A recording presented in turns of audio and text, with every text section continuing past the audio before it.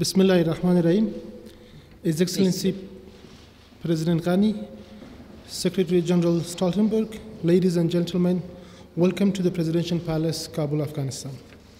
In today's press conference, first President Ghani will make opening remarks followed by a statement from Secretary General. Then we will take 4 questions from the press as agreed by the journalists themselves. Your Excellency President Ghani, the podium is yours for your opening remarks. Bismillahirrahmanirrahim. The Natu, the Muhtaram General Secretary, General Seb Peach, General Seb Kabarati, General Seb Miller, Safir Seb Zimmerman, طول محترم حیات او طول همکاران ته خراغلاست ویم افتخار ده ستاستا هر کلی ویم محترم کاغل ستولتنبرگ تاسه دی ناتو په دوه مهمو جلسو کې په وارسا او بیا په بروسل کې د افغانستان د امنیتي او دفاعي ځواکو دپاره یو عظیم کارنامه ترسره ورسول. په پولند کې د ناتو په ناستې کې 15 میلیارد ډالره ژمنه وسوه او د بروسل په کنفرانس کې تاسې د هلو ځلو د نتیجې په اساس د ناتو ژمنه دا وسوه چې تر 2040 کال پورې به د افغانستان امنیتي او دفاعي قواو ته مرسته کیږي. په حیث د سرقماندان د اعلی د افغانستان د زړورو قوتو او د دفاعي او سکتوري او امنیتي قواو د مشرانو په استازیتوب زه له تاسې او له ناتو نه مننه کوم. تا سال 2014 قربانیای جنگ در افغانستان سربازای و افسرای ناتو بودن. ما با همه خانواده تسلیت عرض میکنیم، اما بعد از اینکه حکومت وحدت ملی مسئولیت امور به عهده گرفت، قوای شجاع و دلیر افغانستان است که مسئولیت ادا کرد. امروز ما با خانواده‌های سربازای ناتو با اعتماد گفته میتونیم که دخترها و پسرای شما در صف اول جنگ نیستند و نخواهند بود. مردم ما همیشه از تمامیت ارضی و استقلال این خاک دفاع کردند و امید است در عمل ثابت شده باشه که حس وطن دوستی در این خاک حد نداره و باز هم با قربانی خود قوای امنیتی و دفاعی ما ثابت کردند که از وابسته به شریک بدل شده. امروز با افتخار گفته میتونیم که ما و ناتو شرکاستیم، 2 شریک در دفاع استقلال افغانستان و در امنیت جهانی. دلیلی که جناب شما و قوایتان در افغانستان تشریف دارین از خاطر تعریف منافع ملی هر یک از اعضای کشورهای ناتو و از ناتو به حیث عموم است و از این جهت برشان اطمینان بدین که مردم افغانستان و قوای امنیتی و دفاعی افغانستان شرکایشان هستند و انشالله تعالی با کمکی که صورت میگیره و میخوایم از جنرال ملر و سفیر سب زمرمن تشکر کنم. انشالله هر روز ما شاهد یک پیشرفت واضح خود باشیم.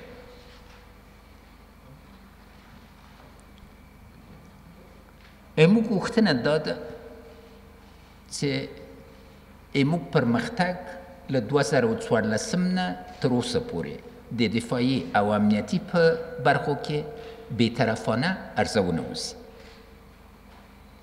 هغه بار چې 100 زرونه ډیرتر د بهترین مجهز بین‌المللي ځواکونو اجرا کول نن موږ په خپلو ملي اوږو باندې نیولی.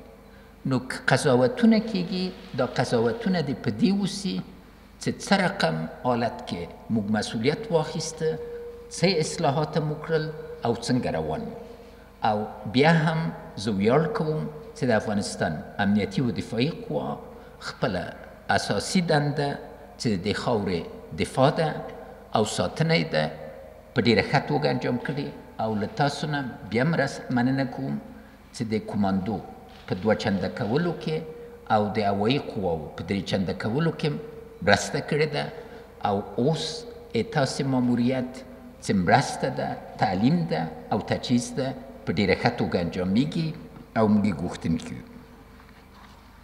اصلاحاتی که در قوای امنیتی و دفاعی ما شده باز هم بی سابقه است، مخصوصا تطبیق قانون ذاتی افسران و مبارزه با فساد که یک پدیده سرتاسری و یکی از اولویات حکومت وحدت ملی است. انتخابات موفق پارلمانی روزی که اجرا شد، قوای امنیتی و دفاعی افغانستان یک نقش تازه را ایفا کرد. اون نقش پاسبان دموکراسی افغانستان است.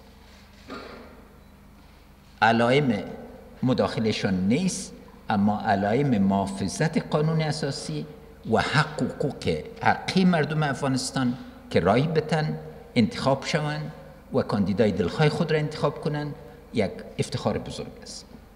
البته کمیسیون انتخابات باید به شفافیت تمام کارهایی را که ضروری است برای اعلان ابتدایی و نهایی انتخابات به سر برسانه.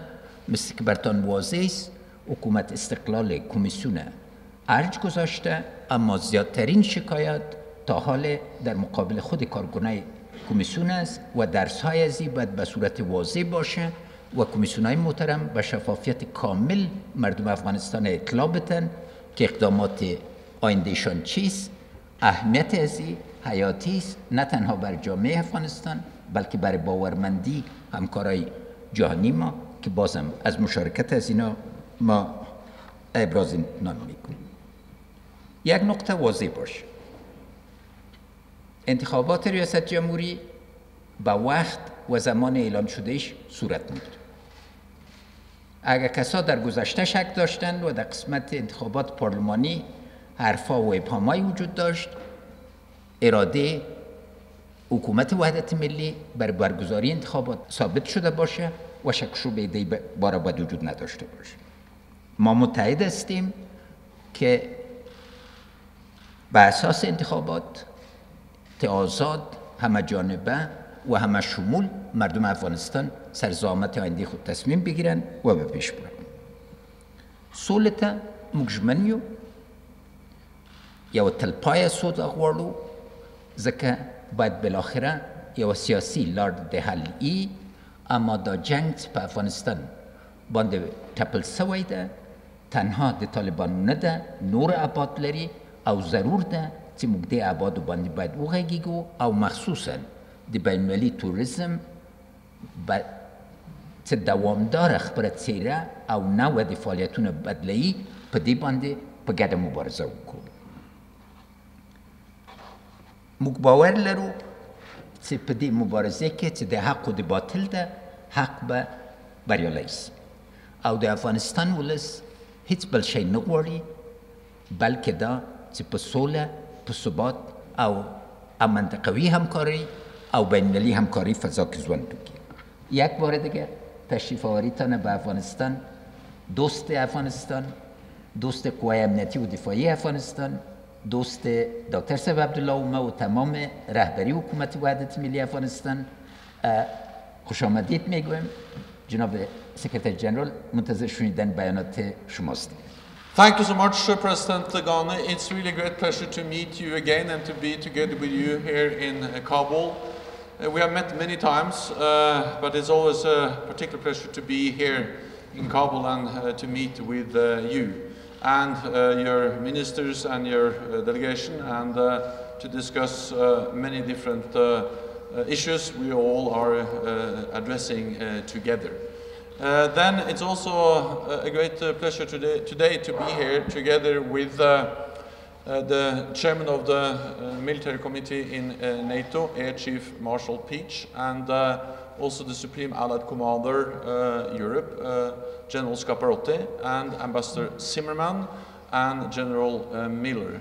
All these men are really committed to the NATO mission here in Afghanistan. And that was also the clear message from the NATO summit in July, that NATO will stay committed to our mission in Afghanistan and continue to provide support to the Afghan security forces and to the Afghan government. President Ghani, your love for this country and for the Afghan people is really inspiring. So I want to begin by thanking you and paying tribute to your leadership, and by thanking you for your excellent meeting this afternoon. I also want to congratulate you and the people of Afghanistan on the recent parliamentary elections. 4 million people voted, a third of whom were women. In the face of Taliban threats, the Afghan people showed determination to stand and be counted with resilience and courage. Effective security is important to safeguard democracy. And for the first time, the Afghan forces assumed full responsibility for security during the elections. This is an important achievement. I look forward to a smooth completion of the election process and to the presidential election in the spring of next year. NATO is determined to see Afghanistan succeed. That is why around 16,000 troops from 39 different countries serve in our resolute support mission. Together we train, advise and assist the Afghan forces as they work to make this country safer and more secure, and prevent it from ever again becoming a safe haven for international terrorism. In our meeting today, I made clear that NATO's support will continue. At the NATO summit in July, we decided to sustain our presence until conditions indicate a change is appropriate, and to extend financing to the Afghan forces throughout 2024. Our support is improving the Afghan special forces and air forces in particular. There are now more than 20,000 Afghan special operation forces, among the very best in this region. And last year, the Afghan Air Force conducted more than 2,000 missions. And actually, when I landed at the airport yesterday, I saw the planes, the helicopters, which actually demonstrate the strength of the Afghan Air Forces. Today, President Ghani and I discussed the security situation in the country. No one underestimates the scale of the challenge, and the situation remains serious. Afghan soldiers and police are on the front lines of this conflict. Many are killed or wounded every week, and I pay tribute to their bravery and loyalty. The insurgents have also killed scores of Afghan civilians. I call on the Taliban and other insurgent groups to stop killing their fellow Afghans. The use of suicide bombers in urban areas and the indiscriminate use of roadside bombs demonstrates a careless disregard for civilian lives. The Taliban must understand that continuing the fight is pointless and counterproductive. To be part of Afghanistan's future, they must sit down at the negotiating table. That is why allies strongly welcome President Ghani's peace proposal and the successful June ceasefire. I also want to thank Chief Executive Abdullah for his commitment to these efforts. The potential for peace is greater now than it has been in many years. So we need an Afghan-led and Afghan-owned peace process, and it must be inclusive. We also count on the government to meet its commitments for good governance, the rule of law, fighting corruption, and protecting the rights of all, especially women. So I congratulate you on your efforts, and I call on all countries in the region to play a constructive role and to deny safe haven to extremist groups. President Ghani, thank you once again. NATO stands with Afghanistan because stability in this country is important for your security, but also for our security. We stand together in the fight against international terrorism. Thank you. Thank you. I will take the questions now. Amid Mayar from Shamshad. ډیره زیاته مننه. زه حامد مایار یم د شمشاد ټلویزیون. لومړی پوښتنه به ښاغلی رئیس جمهور له تاسو وپوښتمه. ملا برادر څه موده مخکې پاکستان خوشې کو. تاسو معلومات لرئ چې د چیرته ده او د تاسو په وساطت خوشې شو، د تاسو په د دوی سره په تفاهم خوشې شو که نه پاکستان په خپله خوشې کو. او بله پوښتنه به د ستولتنبرگ څخه وکړم. تاسو هم په جریان کې یاستئ، خپله تاسو هم یادونه وکړه چې افغان امنیتي ځواکونو تلفات لوړ شوي دي، ورځې بلې ته دوی په لیکو کې وژل کېږي. د ما په یاد دي په همدې ځای کې تاسو یادونه وکړه چې وضعیت به ښه شي او موږ به خپلو مرستو ته دوام ورکړو. اوسنی وضعیت تاسو څنګه ارزوئ؟ آیا طالبان پیاوړي شوي دي که بهرني یا امنیتي ځواکونه کمزوري شوي دي؟ ستاسو تحلیل څه ده؟ مننه. مننه. د ملا برادر نیول په پاکستان کې وخت چې هغه غوښتل پخواني ولسمشر کرزي سره په سولې باندې مرسته وکړي، یو منفي حرکت.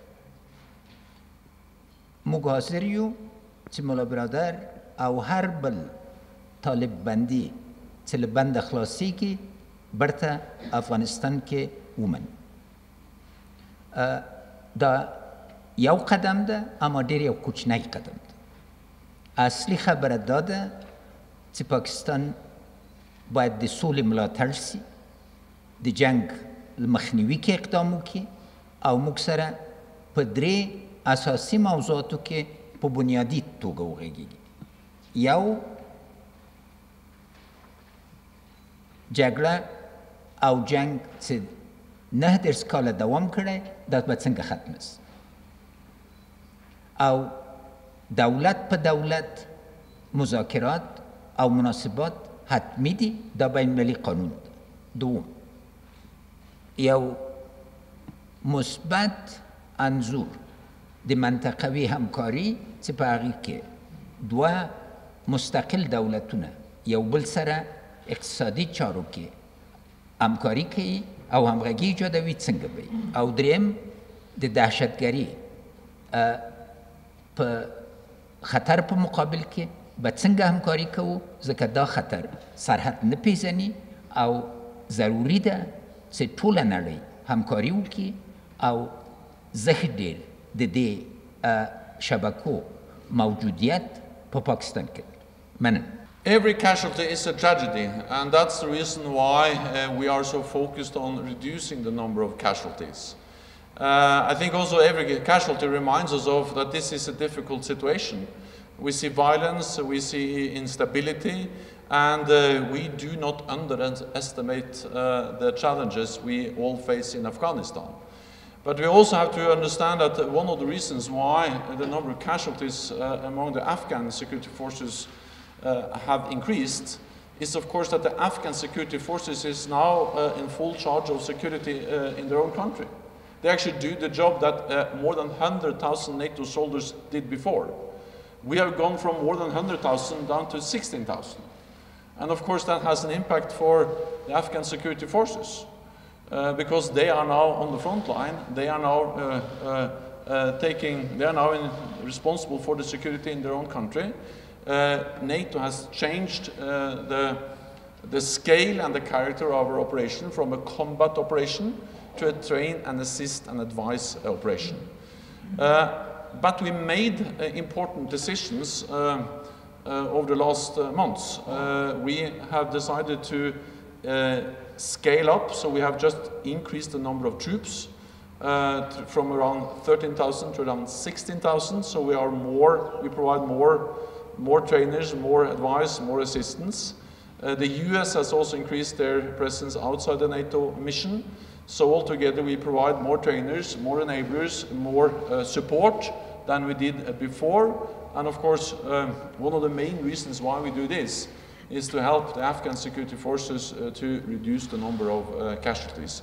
So we don't underestimate the challenges, but we commend the Afghan security forces for their professionalism, for their courage, and for their determination. and we also commend them for the progress they are making in the fight against insurgent groups, against Taliban, but also when it comes to the progress we see building special operation forces, building an air force, and also, for instance, providing security for the elections. So yes, there are many problems, but there are also great achievements which we commend the Afghan security forces for. Thank you. James from Reuters. Thank you very much. James Mackenzie from Reuters. A question about the peace process. Everyone says that they want to see an Afghan-owned and Afghan-led peace process. So far we've seen meetings between Ambassador Khalilzad and the Taliban. There's a meeting in Russia coming up. Are you satisfied with the level of Afghan government involvement in the process so far, and how do you see it going forward? Thank you. Thank you. Thank you. This government is on the peace, it's leading it. Don't forget, in February, it was I who announced to the world the offer of unconditional talks. The ceasefire was made in request to the uniform fatwa of 2906 of our ulama. The decision was made within 4 days and implemented within 3 days. And the success was remarkable, and the changes are a result of that. The efforts of Ambassador Khalilzad are supportive. The distinction is that the United States has always talked but not negotiated. That principle has been reiterated and reaffirmed. We are thinking through. I've just ordered last night all the governors to select, to ask on the basis of consultation, women's groups, ulama, university professors and others. I'm going to form an advisory council that would remain to advise the government, inclusive of all 34 provinces, inclusive of all the strata of Afghan society, so we can prepare for real discussions. We hope that the day of beginning formal negotiations would not be far, but it's not negotiation, it's the results. The result has to be an inclusive Afghan peace that all Afghans buy into, and again, this will be an inclusive process. We support the engagement of our international colleagues. The model of cooperation regionally is what happened in Uzbekistan, where the conference is jointly co-chaired, and we move forward on that basis. Thank you. Thank you. Sharif Amiri, Tolo News. بسیار تشکر. شریف امیری هستم، خبرنگار تولو نیوز. جناب رئیس، شما درباره انتخابات گفتین. آیا میپذیرین که برخی از نماینده های شما با اعضای ائتلاف ملی درباره انتخابات آینده گفتگوهایی داشته و آیا به نظر شما ریاست اجراییه در حکومت بعدی فکر میکنین که یک نیاز خواهد بود؟ و همچنان گفته میشه که حکومت افغانستان یک هیئت را به خاطر سال باید بسازه. این هیئت چی زمان ساختش خواهد شد؟ And from you, what would be the NATO the role in Afghanistan peace process? Thank you. Well, NATO's role is that we strongly support an Afghan-led and Afghan-owned peace process, and therefore we strongly welcome the ceasefire we saw this summer. It was a short ceasefire, but it was at least a ceasefire and the first we have seen in this conflict. So it's an important first step in the right direction. NATO is not directly part of the negotiations, but what we are is that we provide support to the Afghan government, not least with our train assist and advice mission, to create the conditions for a political, peaceful solution. Because I think we all have to understand that there is a link between what's going on the battlefield and what we may achieve around the negotiating table. And we need strong, we need professional, we need well-trained, well-equipped Afghan forces to send a very clear message to all the insurgents groups and to Taliban that they will achieve much more sitting down around the negotiating table that they will be able to achieve on the battlefield. And to provide that context or or foundation for a negotiated peace deal, we will continue to support the Afghan government. NATO was present at the peace meeting in Kabul some months ago, and we will still come when we are invited, but our main role is to assist, train and advise the Afghan security forces. Thank you, جناب رئیس. تشکر. جامعه ما جامعه است که به اساس مشوره بنیاد شد، درش گذاشته شده. حکومت طب وحدت ملی نشان داده که در تمام مسائل عمده که هم فرصت ها باشه هم مشکلات باشه مشوره میکنه. بنابراین اصل مشوره دوام میکنه. در این باره قسمت زیاد مشوره ما است که انتخابات پارلمانی، انتخابات شورای ملی به شفافیت تمام به انجام برسه، نتایج نهایی شد. و در عین حال مشوره سر صلح و اقدامات آینده بر صلح از خاطر کنفرانس جنیوا پیش روی ماست و یکی از نقاط عمده دنیا و از نگاه داخل صلح است. مسائل انتخابات فعلا ریاست جمهوری موضوع عمده اساسی ما در این مرحله نیست. در زمان که پروسه شروع شود و در چارچوب از او برنامه اعلان خواهد شد. تشکر. حسینی from BBC. Thank you. Mr. ستولتنبرگ, last year the Resilience Support ex-commander, General, 2 years the Afghan security national forces, by the help of push back the insurgencies from the district that they control. But now Sigar in a new report says that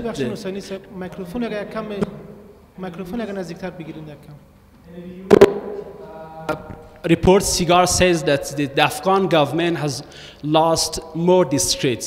What's happening? Well, first of all, I think we all have stated clearly all the time that it's very hard to predict exactly how an armed conflict develops. That's in a way the nature of a conflict like the conflict we see going on in Afghanistan. Second, we have decided to increase our presence, and we have just done that with more trainers, more advisors, providing more training assistance advice to training assistance and advice to the Afghan security forces, and on top of that the US has also increased their presence.